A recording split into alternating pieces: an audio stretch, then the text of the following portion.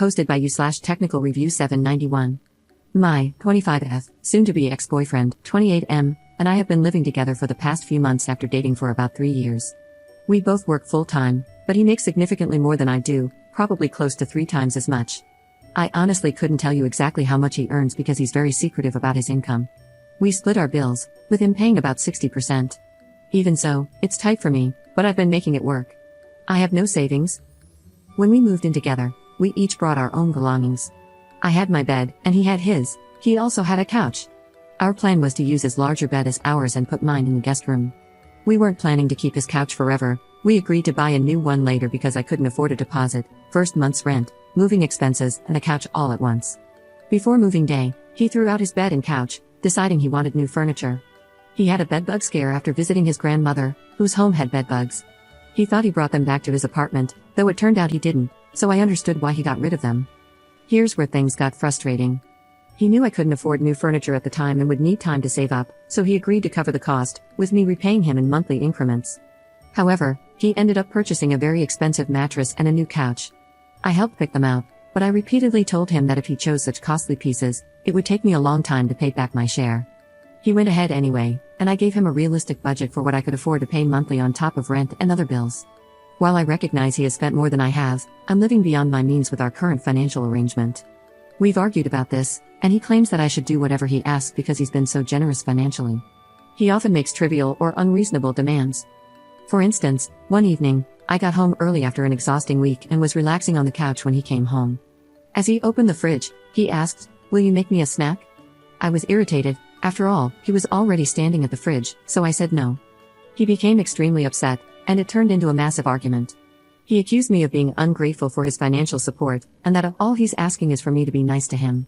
I told him I wasn't going to do everything he wanted just because he earns more. I pointed out that it's unfair for him to use my financial situation to control me. That's when he said something that shocked me. He said I'm not equal to him because I'm a woman and he's a man, and I should simply obey him without attitude. This wild take set me off. I told him I couldn't do this anymore and wanted to move out. He's told me many times he can afford to live here without me, so I assumed it wouldn't be an issue. There were other reasons I decided to end things, such as frequent boundary crossing, rude name-calling, and borderline physical abuse. He likes to playfully pin me on the floor, bite, grab, or immobilize me, calling it playful, but it makes me furious. I've made it very clear how much I dislike it. Now, I'm essentially holed up in the guest bedroom, trying to find a way out. I have no savings, and living with him has drained me financially. Staying here longer will only worsen things. My family lives hours away in another state, and I can't leave my job without notice. I've been looking for affordable places nearby, but it's an odd time of year to rent, and there aren't many options.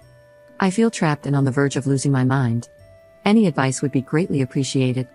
Update 2 days later. It's 2 days later, and I have officially moved out of state. To all those saying he is physically and financially abusive, you were correct. The night after I posted this, he came into the spare bedroom where I was sleeping and woke me up at 1 o'clock in the morning. He grabbed my phone from the bed and stormed off with it. I followed him and tried for a few minutes to get my phone back.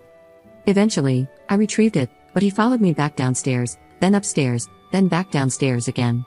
He kept trailing me, grabbing my wrists and attempting to pin me to the floor or bed. He picked me up and tried to carry me out of the house while I yelled at him to stop and just let me go back to sleep. When I returned to the bed downstairs to sleep because it was the middle of the night, he jumped into the bed after undressing himself. He wrapped his arms and legs around me, immobilizing me, and then tried to bite me. While trying to push him off, I accidentally poked him in the eye. I swung my arms as much as I could while pinned by his arms, legs, and full body weight. He didn't stop until I screamed at him that I wanted nothing to do with him and to leave me the F alone. At that point, he became furious, got up, and said that if that's how I felt, I could get the F out right now.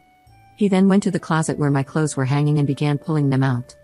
I tried to stop him, pulling his arm away from the hangers, and he stumbled back into the closet door. He continued shouting that I could leave and should find somewhere else to stay or go to a hotel.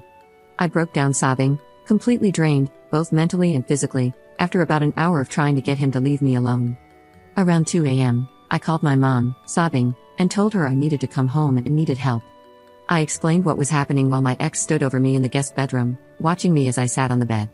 When he realized I was talking to my mom, he quickly changed his demeanor and told her, "I'm really sorry you're dealing with this. She's going through nicotine withdrawal and is treating me like crap." Through sobs, I yelled at him to leave me the F alone and to go away. At some point, He began recording me on his phone. This continued for a while.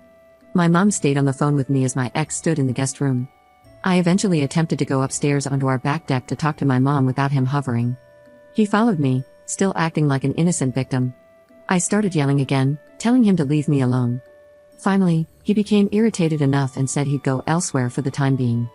He packed a bag and said he'd give me time to move out. My mom remained on the phone the whole time, and my ex maintained a calm tone, acting as though he'd been rational and composed the entire time while I was visibly upset. While he gathered his things, my dad woke up, and my mom filled him in on the situation. My dad immediately said he was going to call the police. My ex overheard and said, "That's crazy," then left about 20 minutes later, throwing his house key at me as he went. My parents did call the police, who arrived about 15 minutes after my ex left. I explained what had happened, and they informed me that my ex had already called them before my parents did. He told them I had attacked him, hit him several times in the face, both open and closed-handed, and even claimed I had punched him. I showed the officer a red mark on my wrist from when my ex grabbed me, but the officer said there wasn't anything visible and no legitimate reason to remove either of us from the home. He explained that my ex could return if he wished, but we would have to avoid interacting. He added that affidavits with our statements would be submitted to the court, which would decide if charges would be filed against either of us. The officer left but returned with a domestic violence resource pamphlet. He also asked me to hand over the key my ex had thrown at me. I complied, and the officer explained that my ex had been sitting down the street from the house and would return soon. The officer instructed me to stay on the guest bedroom level while my ex stayed on the top level, and we were to avoid each other entirely. I agreed. My ex returned shortly afterward. I went back to bed downstairs, staying on the phone with my mom for the rest of the night, attempting to sleep but only dozing for brief moments. In the morning, my ex came downstairs, the level that was supposed to be off limits to him per our agreement with the officer. I overheard him on the phone with the reporting center for abuse of adults or children. He gave them my name and information and mentioned my sister's name, and I heard him say something about violence in that family. About 20 minutes later, he came downstairs again while I was packing. I told him to go back upstairs and leave me alone. He responded, "I will. Just so you're aware, I'm having a PFA, protection from abuse order, filed against you, so I need to know when your parents will be here so I can let my attorney know." I ignored him, and he went back upstairs. As I continued packing, he came downstairs yet again. While I was in the guest bedroom changing, he pushed the door open, it wasn't completely latched, and asked again when I would be leaving.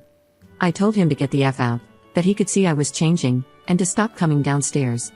He replied, "I need to know what date you'll be leaving so I can file the PFA. Once I file it, you can't be here."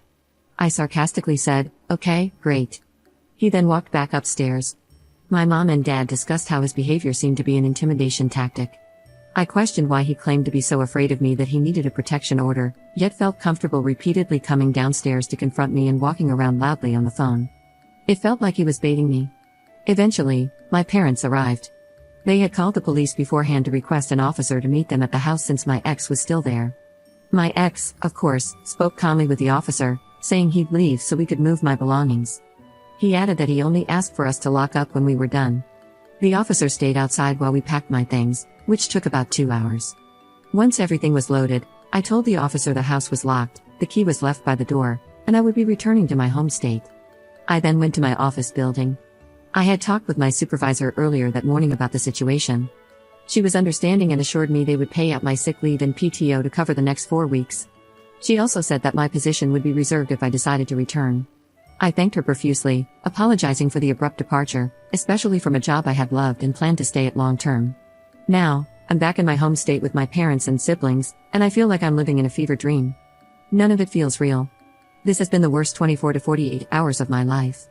I'm dreading what's to come if I have to go to court, if my ex actually files for a PFA, or if the court believes his statement and files charges against me. I don't know what will happen next, but I'm out, and I'm safe.